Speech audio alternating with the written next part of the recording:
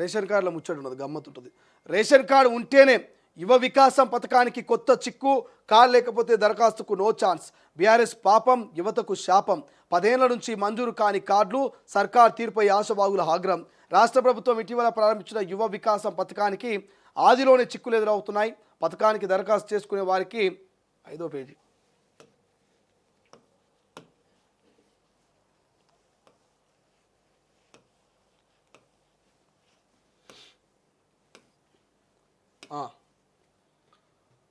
దరఖాస్తు చేసుకునే వారికి ఖచ్చితంగా రేషన్ కార్డు ఉండాల్సిందేనని నిబంధన పెట్టారు. దీంతో రేషన్ కార్డు ఉన్నోళ్లకు మాత్రమే ఆన్లైన్లో దరఖాస్తు చేసుకునేందుకు అవకాశం దక్కుతుంది. గత 10 ఏళ్ల నుంచి ఒక్క కొత్త రేషన్ కార్డు కూడా మంజూరు చేయలేదు. దీంతో చాలామంది ఈ పథకానికి దరఖాస్తు చేసుకోలేకపోతున్నారు. రేషన్ కార్డు నిబంధనలతో ఆశావాహులంతా ఆగ్రహం వ్యక్తం చేస్తున్నారు. వెంటనే నిబంధనలు తొలగించాలంటూ డిమాండ్ చేస్తున్నారు. ఒక్క కార్డుకు ఒక్కరేనట. మార్చి 17 నుంచి ఏప్రిల్ 5 వరకు యువ వికాసం పథకానికి దరఖాస్తు చేసుకోవచ్చునని ప్రభుత్వం తెలిపింది. జిల్లాల వారీగా ఆయా కార్పొరేషన్ల వారీగా నోటిఫికేషన్లు జారీ చేశారు. ఎస్సీ, ఎస్టీ, బీసీ, మైనార్టీ కార్పొరేషన్ల ద్వారా ఈ పథకాన్ని అమలు చేయనున్నారు. ఏజెన్సీ ఏరియాలో ఐటీడీలు ద్వారా మంజూరు చేస్తారు. రాష్ట్ర వ్యాప్తంగా దాదాపు 5,000 మందికి ఈ పథకం ద్వారా ప్రయోజనం చేకూర్చాలని ప్రభుత్వం భావిస్తున్నది. ఇందుకోసం 6,000 కోట్లు ప్రత్యేక బడ్జెట్ను కూడా సమకూర్చున్నది. 60 నుంచి 80% సబ్సిడీ విధానంలో స్కీమ్ అమలు కానున్నది. ఇక 3 కేటగిరీలో స్కీమ్ ఇంప్లిమెంట్ చేయనుండగా కేటగిరీ వారీగా రాయితీలు నిర్వహిస్తారు. ఆధార్ కార్డుతో పాటు కుల, ఆదాయ ధృవీకరణ పత్రం, PAN card, passport size photos, phone నెంబర్లతో దరఖాస్తు చేసుకోవాల్సి ఉంటుంది. ఒక్కో రేషన్ కార్డులో ఒక్కరికి మాత్రమే అప్లై చేసుకునే వెసులుబాటు ఉంటుంది. వ్యవసాయం, పశుపోషణ, సొంత వ్యాపారాల వంటి వాటికి స్వయం ఉపాధి కింద ఈ పథకాన్ని వర్తింపజేస్తారు.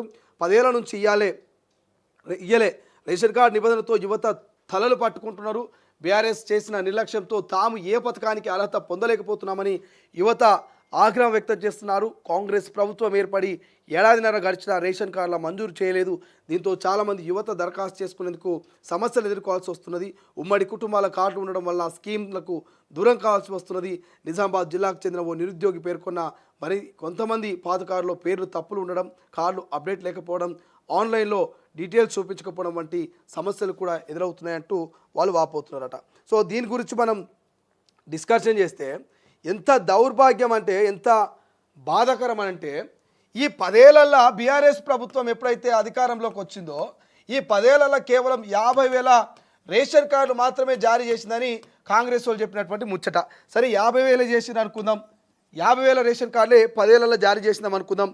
బట్ కాంగ్రెస్ అధికారంలోకి వచ్చి 15 నెలలు అవుతున్నది. ఈ 15 నెలలలో ఒక్క రేషన్ కార్డు కూడా జారీ చేయలేదు. వీళ్ళు ఒక్క రేషన్ కార్డు కూడా జారీ చేయలేదు. జారీ చేయకపోను వీళ్ళు చెప్పినటువంటి 6 గ్యారెంటీలు, ఎవరు కాంగ్రెస్ చెప్పినటువంటి 6 గ్యారెంటీలు, ఈ 6 గ్యారెంటీలతో పాటు ఇక కొత్తగా వచ్చినటువంటి యువ వికాసం పేరిట నిరుద్యోగులకు వీళ్ళు ఎంత చెప్పారు, 50 నుంచి 4 లక్షల వరకు సాయం చేస్తామని చెప్పారు. ఓకే, ముద్దుగానే ఉన్నది ముచ్చట. రాష్ట్ర ప్రభుత్వం నిరుద్యోగులకు ఉపాధి అవకాశాల కోసం ఎంత వేస్తా అంటున్నది, 50,000 నుంచి 4 లక్షల దాకా 60 నుంచి 80% సబ్సిడీ ఇస్తూ ఉంటుంది. 60 నుంచి 80% సబ్సిడీతోటి ఆర్థిక సాయం చేస్తూ ఉంటుంది. ఒప్పుకుందాం, బరాబర్ శబాష్ అని మెచ్చుకొని మెడల మీద వేసుకొని ఊరంతా తిరుగుదాం కాంగ్రెస్ ప్రభుత్వాన్ని. ఎందుకంటే 4 లక్షల దాకా వాళ్ళకు లోన్ ఇస్తూ అంటున్నది, వాళ్ళను ఉపాధి అవకాశాలు కల్పించి వాళ్ళ అభివృద్ధి దిశగా తీసుకుపోతూ అంటున్నది. కానీ ఇక్కడ ఒక పెద్ద యాడ్ ఉంటుంది. యాడ్ కింద చిన్నగా షరతులు వర్తిస్తాయి అన్నట్టు ఉంటుందో ముచ్చట. ఈ కాంగ్రెస్ ప్రభుత్వ వ్యవహారశైలి కూడా అట్లే ఉన్నది. పెద్దగా ప్రచారం చేసుకున్నది అన్ని దినపత్రికల్లో, అన్ని మీడియాలో. ఏమని, 5 లక్షల మంది యువతకు మేము 6,000 కోట్ల రూపాయల బడ్జెట్ను పెట్టి వాళ్ళందరికీ ఉపాధి కల్పిస్తున్నామని. కానీ ఒక్క ముచ్చట చెప్పలేదు. ఏందది, రేషన్ కార్డు ఎవరికి ఉంటే వాళ్ళకి అనేటువంటి ముచ్చట చెప్పలే. గత ప్రభుత్వం రేషన్ కార్డు ఇయ్యలే. ఈ 10 ఏళ్లలో ఉమ్మడి కుటుంబాలు విడిపోయి 2-3 కుటుంబాలు అయినాయి, పెళ్ళయి పిల్లలయ్యి ఇంకో కుటుంబం అయింది. ఇట్లా ఒక్క కుటుంబం కాస్త 3-4 కుటుంబాలు అయినాయి. వాళ్ళ బ్రతుకు తెరుగు వాళ్ళు ఒక్కొక్కరు వచ్చేట బతుకుతూ ఉన్నారు. కొంతమందికి రేషన్ కార్డులు లేవు, పాత రేషన్ కార్డునే కొంతమంది పేరున్నది. ఇప్పుడు ఒక కుటుంబం ఉన్నది, ఒక కుటుంబంలో 3 కొడుకులు ఉన్నారు. గతంలో వాళ్ళందరూ ఉన్నప్పుడు వాళ్ళ అమ్మ వాళ్ళ నాన్న ఈ 3 కొడుకులు, మొత్తం రేషన్ కార్డులో 5 మంది మాత్రం పేర్లు ఉండేది. ఈ 10 ఏళ్లలో ఆ 3 కొడుకులో పెళ్ళిళ్ళు అయినాయి. ముగ్గురు కొడుకుల పెళ్ళిళ్ళు అయ్యి ఆ ముగ్గురు వేరు వేరు కాపురాలు పెట్టుకొని డివైడ్ అయ్యారు. వాళ్ళకు పెళ్ళిళ్ళు అయ్యి పిల్లలు అయ్యారు. సో ఇప్పుడు ఆ ఒక్క కుటుంబం ఎన్ని కుటుంబాలని 3 కుటుంబాలుగా విడిపోయినాయి. ఇప్పుడు 3 కుటుంబాలలో పెద్దోడికో రేషన్, చిన్నోడికో రేషన్ కార్డు, నడిపో రేషన్ కార్డు, ముగ్గురికి 3 రేషన్ కార్డులు ఉండి ఎవరి పథకాలు మనకు వస్తే హ్యాపీగా ఉంటారా? లేకపోతే మీ మొత్తం ఒకటే రేషన్ కార్డు ఉంది, మీ అమ్మ మీ నాన్న మీరు ముగ్గురు కొడుకులు, మీ ఒక్క రేషన్ కార్డులో ఒక్కరికే వస్తుంది, అది పెద్దోడు తీసుకుంటాడా, నడిపేవాడు తీసుకుంటాడా, చిన్నోడు తీసుకుంటాడా, మీరే డిసైడ్ చేసుకోండి అంటే వాళ్ళు ఏం చేయాలి? కొట్టుకొని సావాలనా? ఏం చేయాలి వాళ్ళు? ఏ సంక్షేమ పథకానికి పో, ఇలా ఇందిరమ్మ ఇల్లాను రేషన్ కార్డు అంటారు, ఇందిరమ్మ ఇల్లాను రేషన్ కార్డు అంటారు, రైతు రుణమాఫియాను రేషన్ కార్డు అంటారు, ప్రతిదానికి రేషన్ కార్డే. కానీ రేషన్ కార్డులే ఎవరికి ఇయ్యరు. ఈ ప్రభుత్వం వచ్చి 15 నెలలే, 15 నుంచి వీళ్ళు నానబెడతా ఉన్నారు. నానబెట్టి నమ్మి నానబోలు వస్తే పుచ్చి బుర్రలైనట్టు ఇలా నమ్ముకొని తెలంగాణ ప్రజలంతా కూడా ఆగమవుతున్నారు. పొద్దుగాలేస్తే మీ సేవ, గ్రామ పంచాయతీ, జిరాక్సులు, కుల సర్టిఫికేటు, ఆదాయ సర్టిఫికేట్లు అని చెప్పేసి మండల ఆఫీసు చుట్టూ తిరుగుతూ ఉన్నారు. 15 నెలల నుంచి నమ్మి నానబోలు వస్తే తెలంగాణ ప్రజలన్నీ ఆశలన్నీ పుచ్చి బురాలు అవుతున్నాయి, పుచ్చి గుడాలు అయిపోతున్నాయి. పోనీ మరి ఇప్పుడన్నా ఈ యువ వికాసం అనేది నిజంగానే అందరికి ఇస్తారా అంటే, ఈ యువ వికాసానికి రేషన్ కార్డు తప్పనిసరి అట. రేషన్ కార్డు తప్పనిసరి. ఈ రేషన్ కార్డు తప్పనిసరి ప్లస్ రేషన్ కార్డులో ఒక్కరికి మాత్రమే అవకాశం అంట యువ వికాసానికి. రేషన్ కార్డు ఉండాలి, రేషన్ కార్డు ఉన్న కుటుంబంలో ఒక్కరికేనట.